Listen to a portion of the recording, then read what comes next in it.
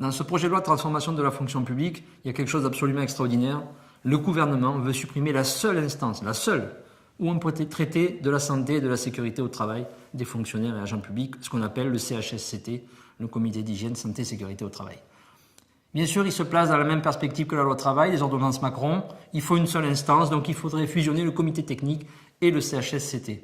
Mais dans le contexte que nous vivons, avec certains corps de fonctionnaires, nous avons énormément de suicides malheureusement, avec des restructurations permanentes, avec des suppressions de postes qui vont entraîner à nouveau des nouvelles missions, avec la volonté de privatiser des missions, de déplacer des fonctionnaires, de leur proposer des ruptures conventionnelles, des indemnités de départ volontaire, etc.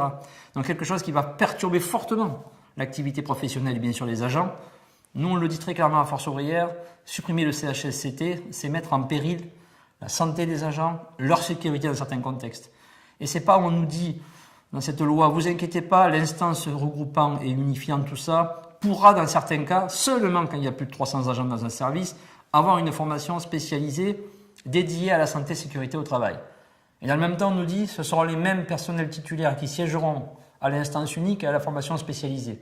Donc nous n'aurons plus forcément des agents qui avaient cette expertise, qui étaient formés pour justement anticiper dans toute réorganisation, restructuration, quels étaient les problèmes de santé, de sécurité au travail.